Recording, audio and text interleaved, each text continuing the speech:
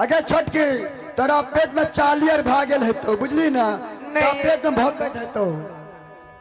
नहीं ये नहीं माँ हाँ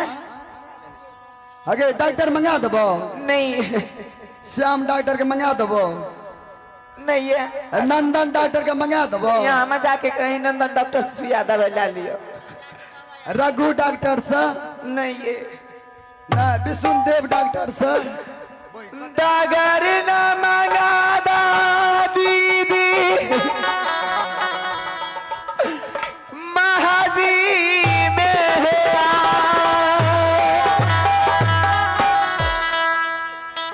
डगरीन मंगा दा ये दीदी सा आहे महावीर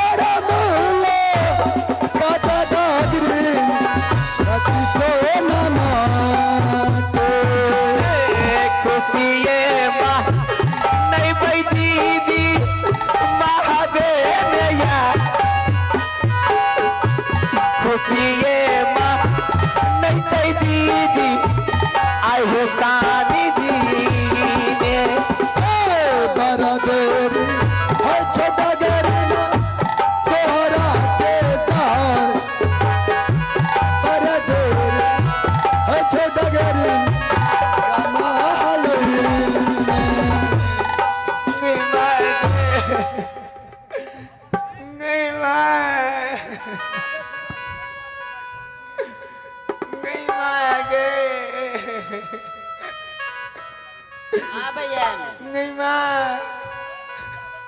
चलू चलू छे अंदर में है सब कुछ चला चला चला छटकी गई मालई भी बेटा चला चला चला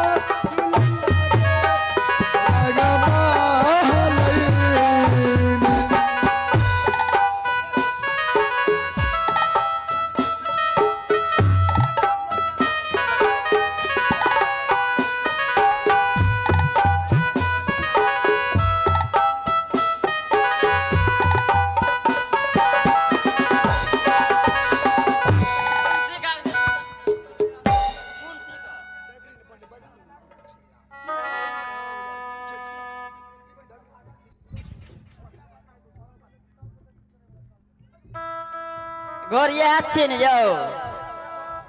कर घर का कर डगरीन का हमरा की पता हम की जन गल अगे बुढ़िया कोई छियर के नहीं गे अगे के छ गे अगे निकल ना घर से अगे हमरा मरहानिक जे छे ना बच्चा है वाला छे हां आ चल ओनाहिए चल जीबो अगे की लबी मकई यार जा मन है जो ठेक लेबे एकरा अगे अगे कपड़ा आर देबो बोली हां आ मकईयो दे देबो 5 किलो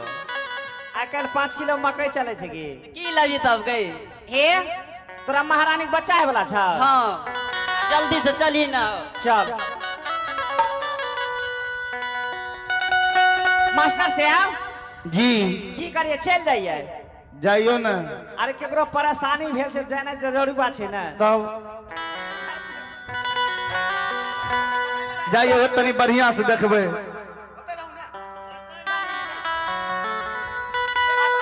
ए ये आछिए घर अते र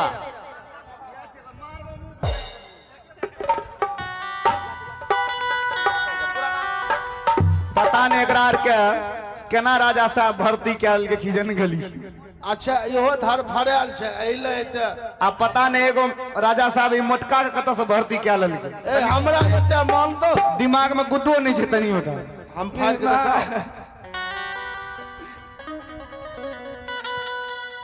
अरे नहीं मां ए कनी बढ़िया से देखियो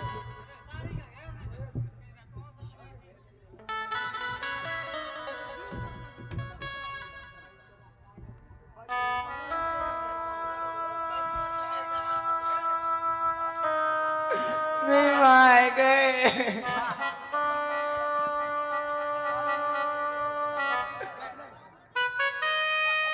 चाना चान पराना दीदी उड़ै छैया अब नाही बचबै बहिनिया हे किला म हबा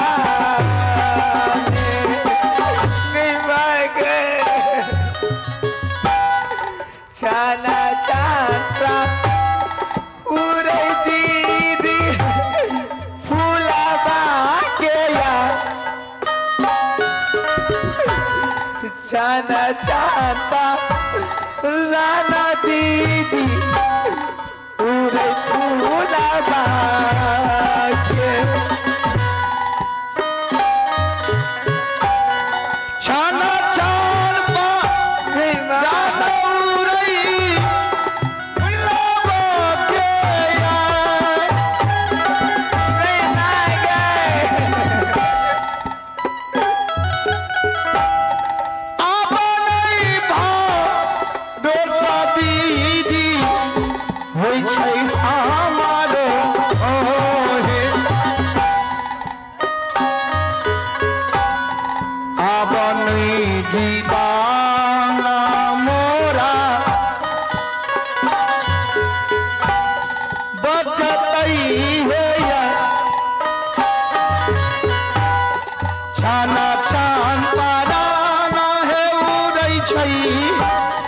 सती फूलबा के कोना यही बा रे दीदी लागई है या कोनो नहीं बा रेसा लागई आगे फूलबा के देवी मैया सुन ले तू दुर्गा साती माँ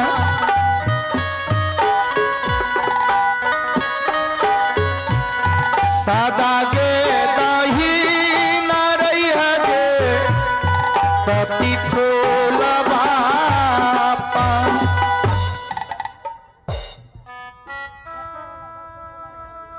हेलो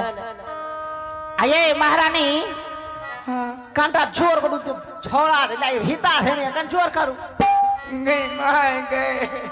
बाप रे बाप एते हम परसों तक के लोग कतो हमरा ने भीड़ भेला मगर आई में बड़ भीड़ हमरा आई है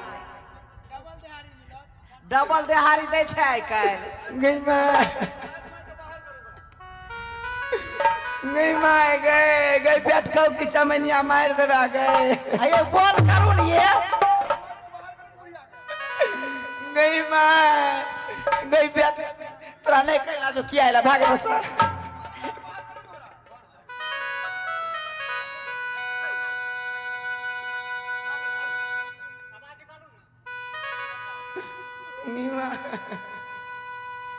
देखियो केहन महाराजी लाइट मार के फेंकै छै हमरो यो आ चुप चुप बदर खसोने कि ने आ चुप रे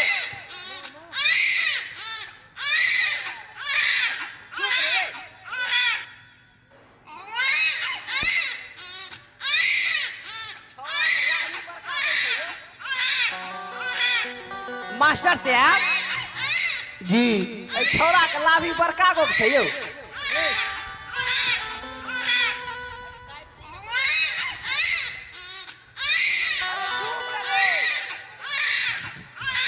अरे चुप ने अगे की भले तक दिन गए की भले हां छोरा के अहाँ बलेट ले लिए छोरा के लाभी बड़का गो के छै छोरा छिया हां अगे अने निकाल जल्दी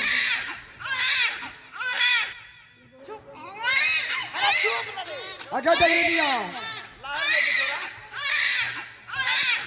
अरे चुप नहीं तो कोई फुटा टट्टी बाहरे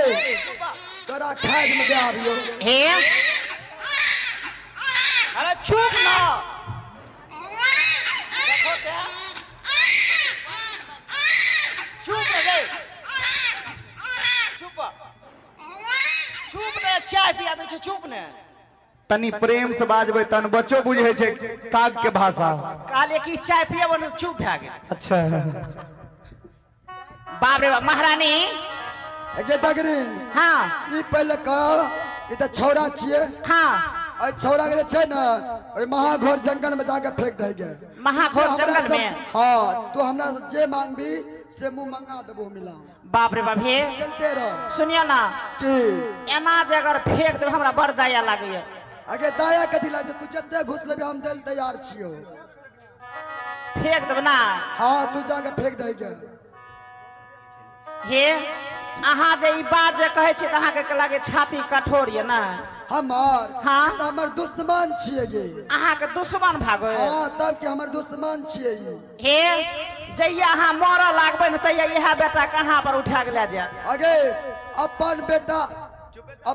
छै अपने बेटा काम करे छै दूसरा के बेटा काम नहीं करे छै नहीं रे नहीं ठीके छै हमरा की छै हमरा तो जत्ता कहबै ओतऽ जाके हम दे आबे गे। तो जो महाघोर जंगल में फेंक दे गे बेसी बुधिया फेंक न दे की करते मास्टर यो अहाँ के बेटा के जब फेंक देती यार तब की दिए रहा। अयो हमरा बेटा के फेंकती यो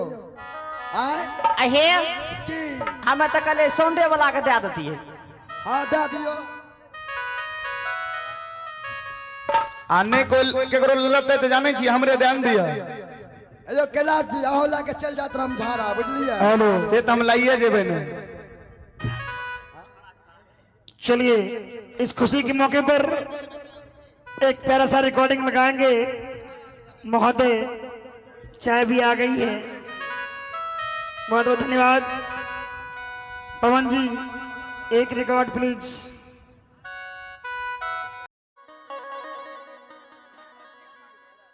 हेलो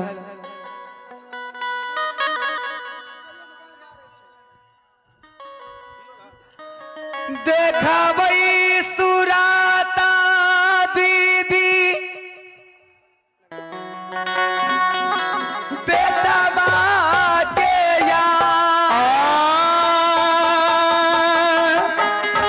गोदी है खेलई वही बहिनिया है आहे मोहबानी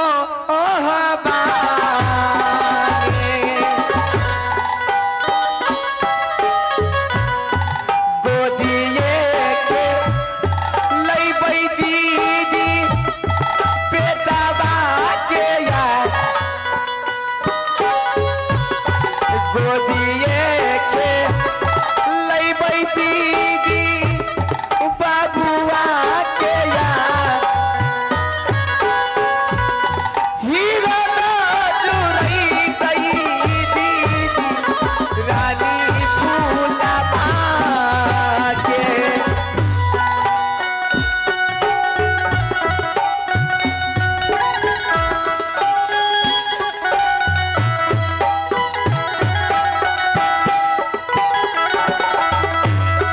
देखो बैसू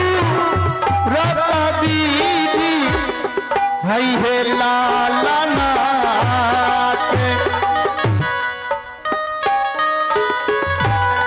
जियारा दूराई गई तई बहिना हमार जियारा दूराई है गई तई है काटी फूलबा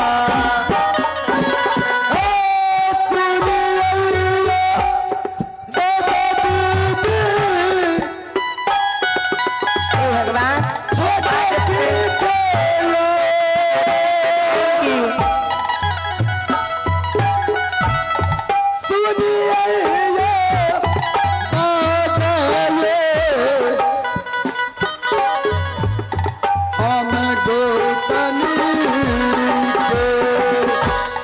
देखा दासो राता दीदी बाबुआ के यार देखा दासो राता दीदी आहे बेटा के ओ बुझलो सुरात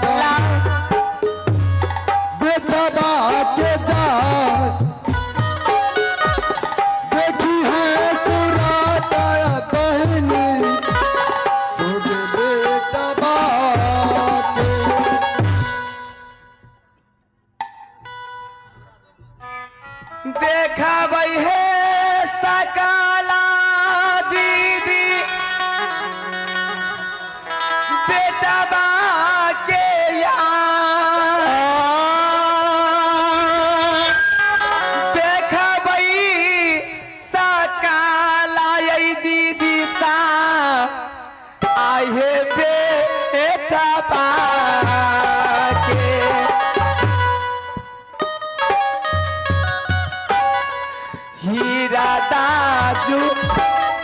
रैतई बहिनी फूलाबा के या हीरा ताजू रैतई दीदी फूलाबा के या हीरा ताजू रैतई दीदी आहे फूलाबा के दादा बहिनी बेटा बाटे सो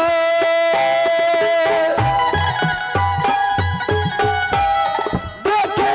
उसे रात गे हो लाला ना आना से जे देखियो लाला नामा के मेला से जे देखियो जे राजा महावीर दीदी ये क्या बात है ऐसे क्यों कर रहे हैं आगे धोच आगे रंडी आगे बेसी आगे उड़री आगे तू तो राज महाबा मन कटा दली सब के आगे तू तो खानदान के खराब क्या दली है ऐसे क्यों बोल रहे हैं आप आगे पैदा कर ले ईट खा पर दबो तोरा कत समनुस सुन लो है आवाजा दीदी महले में या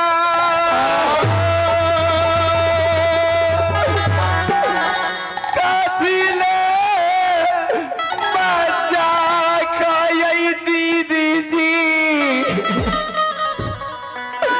करे छा आई आजू काठी में माजा खाई दीदी करबोगे तो हरा हाथ से जान हे भगवान काठी में माता खा गए उड़ गए करबो तो हरा से कन्हैया जा बाबा देवी सोनी जी के यार कन्हैया जा बाबा देवी आयो पिया बाके कोनते जा बाबा देवी सोनी जी के यार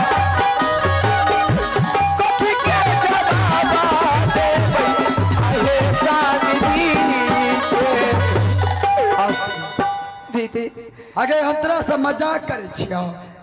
हैं हमें तो लग रही है आप मजाक कर रहे हैं कहे छे कि अगे इतर के पानी भीतर गेल चुम्मा लेने जात गेल अगे तू तो सब के जात ला लली राज मोहब्बत नहीं दीदी ऐसे मत अगर बोलिए तू मैं अपनी सब बालक को माफ कर आवाज दे। सुनी हूँ मैं अपने महाराज को क्या जवाब दूंगी अब की जवाब देबी नहीं देबी से तू न जानबी हमरा तू की कहे छी हैं नहीं कथी लहे मजा का दीदी करे छाए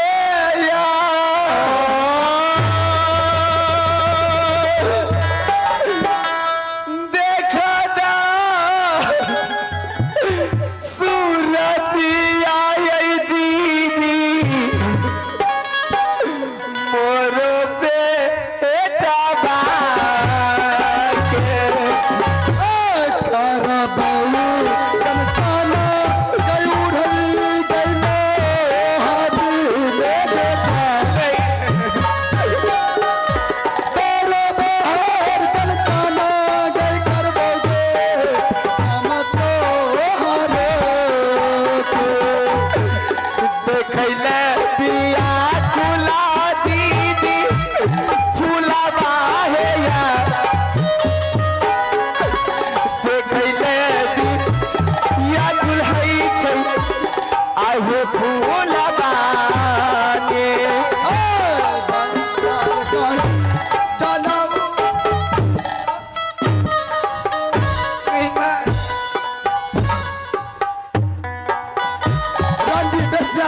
आगे तोरा से मजाक करे छियो हैं कलंकी अगर सब स्वामी जी आएंगे इसमें क्या कहूंगी उसको। कहे तेरा यहाँ बुझली ना कहे तेरे यहाँ की कभी नहीं कभी तू जान भी तोहर काम जानतो हम तो जाए छियो। हे भगवान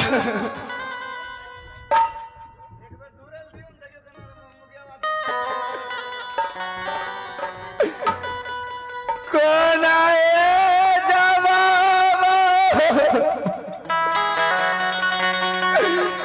दे वही स्वामी जी के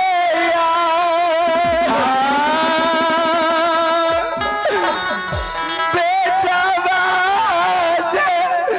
मांगत ही दीजिए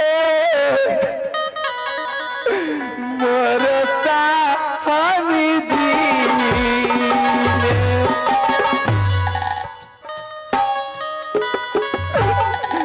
बेटा बाजे मांगते बहिनी दिया होला बेटा बाजे मांगते बहिनी अहे स्वामी जी ने तो जवाब दे वही हे भगवान स्वामी जी के यहाँ बेटा बाज मांगत दिया हुआ आज हमारा से करतई गजा जाती दी स्वामी जी हमारा करतई गजा लाई दीदी अहे स्वामी जी ने पर कोई गजाना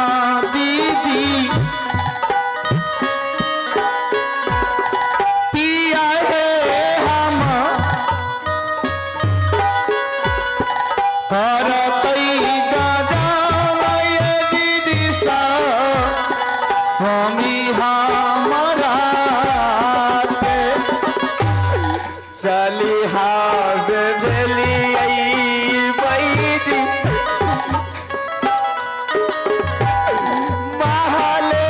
में यार चली हाथ भेली बैदिया है आहे महले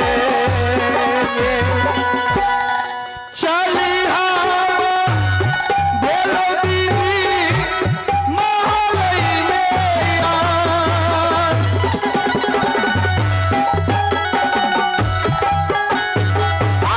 चली हम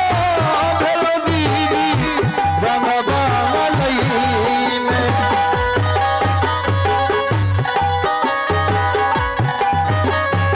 हे करवैया राम दीदी महलई में यार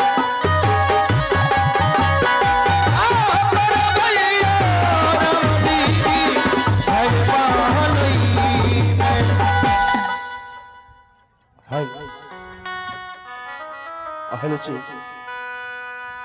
आज हमारा रात दरबार सुना सुना है। आज ही हमारे राजा साहब का टाइम ही है आने का जंगल से। हम अपना दरबार में ड्यूटी करते हैं, ना जाने किधर से आ जाएंगे, कब आ जाएंगे, थोड़ा सा भी नहीं देखता है। राजमहल में तो पिटाई करना चालू कर चलिए दिया। पुरस्कार की ओर आप हैं। अच्छा। नव युवा श्री कृष्ण रंगमंच नारायणपुर, नव युवा श्री कृष्ण रंगमंच नारायणपुर धाम में आप सभी श्रद्धालुओं को हार्दिक हार्दिक स्वागत है। आप हैं Mantu Yadav Narayanpur, medical lab technician, इनकी ओर से 1 लाख रुपए का पुरस्कार है। हमारे पार्टी की ओर से लाख लाख धन्यवाद। बहुत बहुत शुक्रिया, बहुत बहुत साधुवाद। हार लाओ